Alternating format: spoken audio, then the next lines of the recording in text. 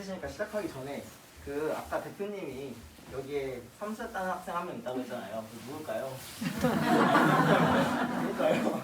그게도 전데. 근데 여러분들은 지금 이 자리에 여기 와 있는 것만으로도 재수 삼수할 가능성이 매우 적어요. 저는 실제로 제대로 된 공부 자체를 고3 때 거의 시작을 했거든요. 고1 때, 예비 고1 때 이런 게 있는지도 몰랐고 이제 친구들이랑 맨날 전화해서 게임하러 다니고 공차러 다니고 놀러 다니고 맨날 그게 일상이었는데 여기까지 관심을 갖고 오신 것만으로도 되게 정말 좋은 것 같습니다. 그래서 제목이 이제 있을 때 잘할 걸인데 조금 이제 구체적으로 들어가면은 왜 이렇게 제목을 했냐면 제가 아까도 말씀드렸듯이 삼수하는 시간 동안 좀 생각을 좀 해봤어요. 난 그때 이제 제대로 공부를 펜대를 잡고 나서 생각을 해보니까 고등학교 1학년, 2학년 때 학생들은 그냥 뭐 무시하고 넘어가지만 생각보다 좋은 컨텐츠가 많거든요.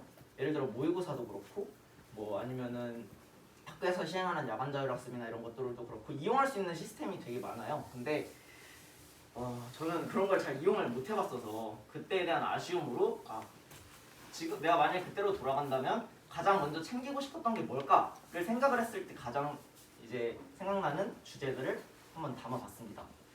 그래서 목차로 아까 말씀드렸듯이 이제 학습 부분에서는 모의고사와 관련된 것들을 말씀을 드릴 거고 이제 생활 부분에서는 야간 자율학습이 일단 가장 대표적으로 중학교랑 달라지는 고등학교 시스템이고 이제 두 번째는 교내 자치 프로그램이라고 해서 이건 조금 학교마다 좀 차이가 있을 수 있는데 좀 진로 체험 활동 같은 거 이제 학부모님들이 오셔서 해주시기도 하고 대학생 멘토링이라고 해서 이제 그 학교 졸업을 한 선배들이 와서 공부를 어떻게 하면 되고 학교에서는 무슨 생활을 하고 이런 학교는 뭐가 좋고 이런 것들도 말을 하게 되고 그다음에 이제 동아리 활동은 거의 모든 학교에 많이 있죠. 근데 아무래도 특성상 수시를 준비하는 학생들이 많을 것 같아요. 그래서 많이 아마 물어볼 거예요. 수시는 학교 내신으로 알고 있는데 왜 모의고사를 열심히 봐야 되지? 왜 어떻게 잘 활용을 해야 되지? 라고 궁금증을 갖고 계신 분들이 많을 거라고 생각을 하시거든요. 이거는 수시를 하는 학생들도 모의고사는 반드시 매우 중요합니다. 뒤에 가서 설명을 드릴게요. 그래서 이거죠.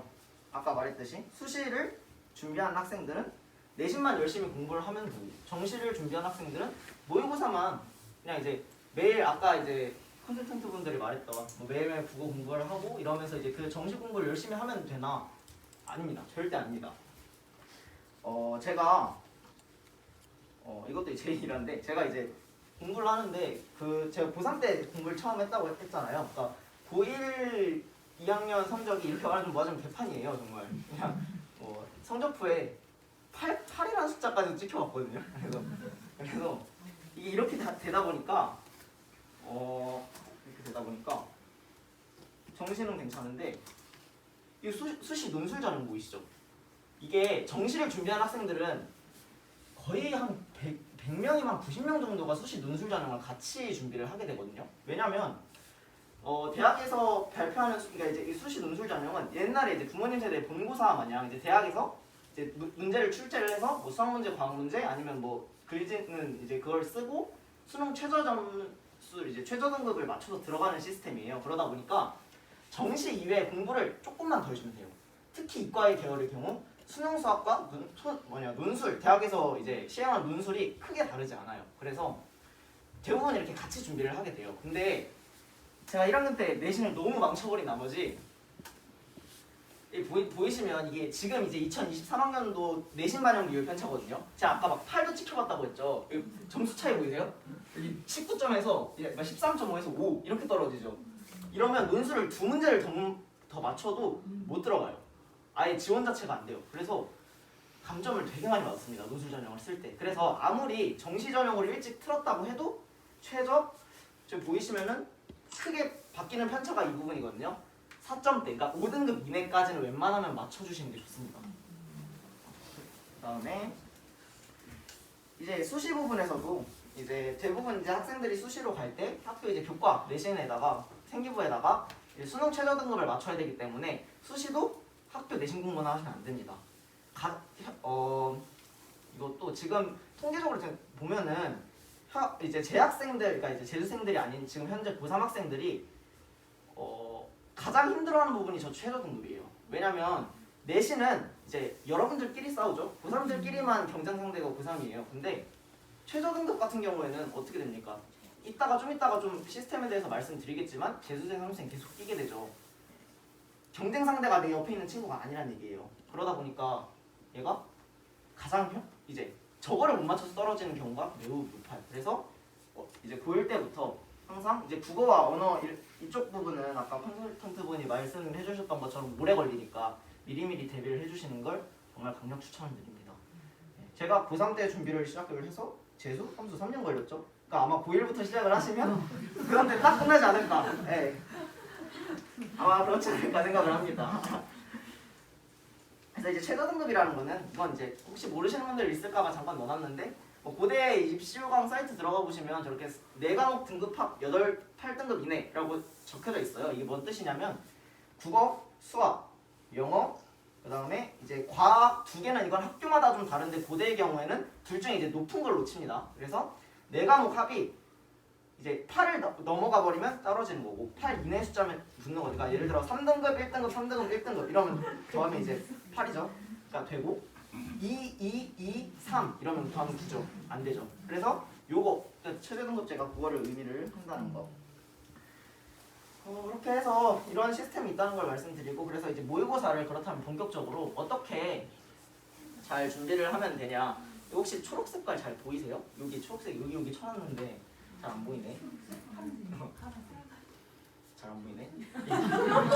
이게 왜 그러냐면은 이게 크게 좀 3단계로 좀 나눌 수가 있어요. 그러니까 많이 보기도 많이 보죠. 이거 몇 번이야? 6번, 12번을 보실 텐데 중간고사, 기말고사까지 합치면 몇 번이야? 4번. 너무 많은 이제 시험을 치르게 되실 건데 그 중에서 좀 그나마 중요하다고 생각하는 모의고사는 지금 3월 첫 들어가시는 모의고사랑 그 다음에 이제 마지막 11월 달에 보는 모의고사, 그 다음에 3학년 3월에 보는 모의고사, 그 다음에 6평, 9평, 10월 모의고사 이렇게가 매우 중요합니다. 수능은 당연히 중요하겠죠. 왜 그러냐면 좀 이거의 좀 특성을 좀 말씀드리려고 해요. 처음에 이제 딱 받아보면은 첫 3월 모의고사는 점수가 중요하다는 얘기가 아니에요. 뭐냐면 범위가 수학 같은 과목, 특히 수학 과목의 경우 범위가 전범이거든요. 그러니까 중학교 전범위를 보는 거거든요. 모의고사의 경우에는 교육청 혹은 평가원에서 이제 주체가 선생님이 아니라 이제 특수 기관이기 때문에 문제별로 무슨 단원별로 어디만큼 얼만큼 출제를 해야 되는지가 딱딱 그게 출제가 매뉴얼이 있어요. 그러다 보니까 자기가 부족한 단원이 어떤 단원인지 한 번에 나와요. 그래서 얘를 점수가 1등급 못 맞았다고 슬퍼할 게 아니라 얘를 뭐에 활용을 하셔야 되냐면 내 중학교 수학 공부가 얼마나 잘 되어 있는가 거기에 초점을 맞추셔서 보셔야 됩니다. 두 번째 마찬가지입니다. 11월도 얘랑 얘를 왜 뺐냐면 얘네는 학기 중간에 보잖아요. 단원이 편중돼 있어요. 범위가 단원이 끝까지가 아니기 때문에 어떤 일부 단원에서 확 많이 나오기도 하고 아니기도 하고 근데 11월 모의고사의 경우 1학년 전체 범위죠. 수학이 2학년도 마찬가지입니다. 2학년 전체 범위죠. 수학 2까지 들어간 전체 범위죠. 그러다 보니까 자기의 부족한 점을 파악을 잘 할 수 있다. 그래서 중요하다고 말씀드립니다.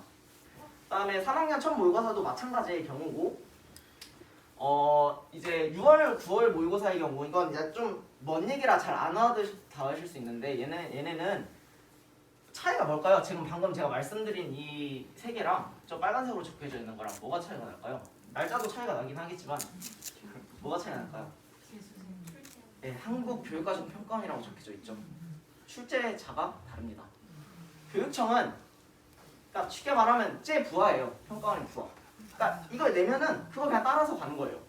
그래서 학생들의 문제의 트렌드나 이런 걸 하는 모든 기관의 총체가 평가원이기 때문에 이런 모의고사들과 달리 저기에서는 한 문항 모든 문항을 꼼꼼하게 다 보셔야 됩니다. 실제로 수학 같은 경우에도 6평, 9평에 나왔던 개념들이 그대로 수능에 당일 수능에 응용돼서 나오기도 하고 되게 엄청 중요한 문제. 저는 이제 예전에 삼수할 때 6, 9평 문제 펴놓고 하루 내내 그냥 그 국어 같은 경우랑 수학이랑 이렇게 책상에다 펴놓은 다음에 내내 그것만 본 적도 많아요. 문제 한 글자 한 글자 꼼꼼히 다 뜯어가면서요. 그래서 정말 중요하게 보셔야 되는 것 중 하나. 그 다음에 10월 모의고사의 경우에는 얘는 이제 왜 얘는 중요하다고 쳤냐면 수능 전에 보는 마지막 모의고사죠. 그래서 수능 때 자기가 할 것들을 아무것도 생각을 안 해놓고 수능장에 딱 가서 제가 예상한 것과 다른 뭐 어려운 문제가 갑자기 툭 만나거나 아니면 앞에가 다리를 너무 떨어 아니면 히터가 너무 더워서 머리가 너무 아파요. 이런 이제 돌발 상황들이 있거든요. 이런 걸 예습을 이때 다 끝내놓으셔야 돼요.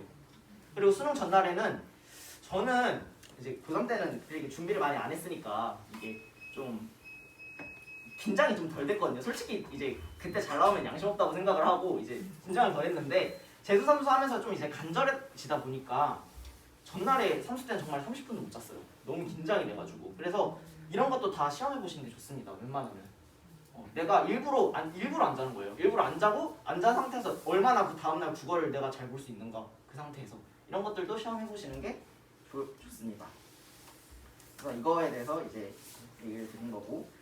그다음에 이제 도피성 정시 선택을 조심해야 한다라고 되어 있는데 제가 이제 수능 생활 끝나고 그러니까 수험 생활 때 제 옆에 친구들도 그렇고 그다음에 지금 현재 학원 강사들이나 이런 거 하면서 만나는 친구들도 그렇고 이런 경우가 되게 많아요. 그냥 딱 처음 중간고사 못 보고 아 이번 시험 망쳤으니까 그냥 난 정시 준비해야 되겠다. 소위 요새 말하는 정시 파이터죠. 그다음에 아 1학년 모의고사 2학년 모의고사 봐. 근데 내가 내신은 막 2, 3등급 걸러 나오는데 얘는 희한하게 국영수가 111이 뜨네. 나 정시에 좀 더 소질이 있는 거 아닌가? 라는 생각에 아 그냥 아예 정시로 가야지. 이거 정말 위험한 생각입니다. 왜냐면 일단은 난이도 자체가 달라지는데요. 여기까지 요 글 한 번만 잠깐만 읽어주실래요?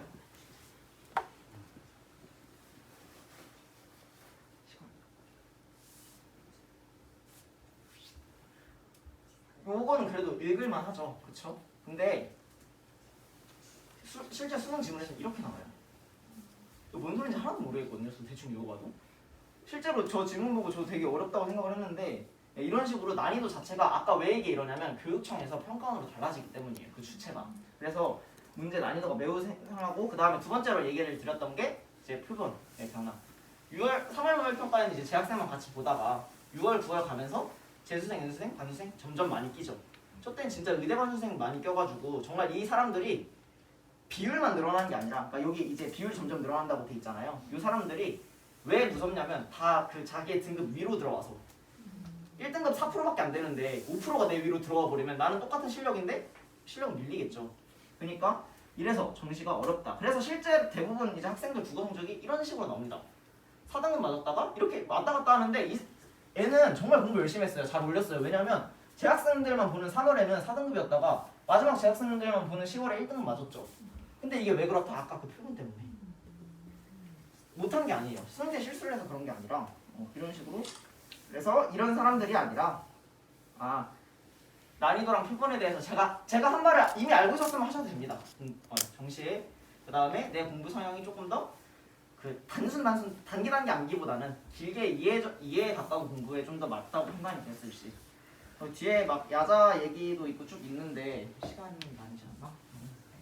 시간이 좀 너무 많이 지나서 그냥 간단하게 하기만 하고 끝낼게요. 야간 자율학습은 왜 이런 말을 써놨냐면 사실 이것도 설명을 해야 되는데 학습 자체가 그냥 한 번 배운다고 끝이 아니거든요. 한 번 배우고 내가 문제를 통해서 복습을 하고 남한테 설명할 수 있을 정도로 알아야 정확히 아는 내용이란 말이에요. 그래서 이런 이제 3단계가 점점 많이 걸리겠죠. 1단계를 공부하는 것보단 2단계 학습을 하는데 오래 걸릴 거고 3단계가 좀 더 오래 걸릴 거란 말이에요. 근데 수업 시간에는 1단계를 배우죠. 수업 이해 시간에 학원 다니고 그 다음에 인터넷 강의 듣고 하면 1단계 또 하죠. 얘네 두 개를 할 시간이 부족해요. 그러니까 만약 야자를 왜 해야 되냐라고 하면은 그러니까 수업 이외의 자율학습 시간의 확보를 무조건 해야 돼서 하라는 얘기예요. 그러니까 그래서 근데 그 야자를 필수적으로 학교에서 시행한 야자를 하냐라고 물어보면 그거는 본인 선택을 해주시면 됩니다. 뭐 독서실이 편한 학생들은 독서실 다녀도 되고 학원에 있는 자율학습 시스템을 이용해도 되고 이거는 이제 선택을 해주시면 됩니다. 그래서 이것도 한 건데 이거는 앞에 거 내용을 하면서 너무 시간이 많이 지체돼서 그러니까 마지막으로 중요한 거는 이것만 마지막으로 얘기하고 끝낼게요. 요 ABC 학생 중에서 누가 제일 공부 의지를 잘 실천한 걸까요?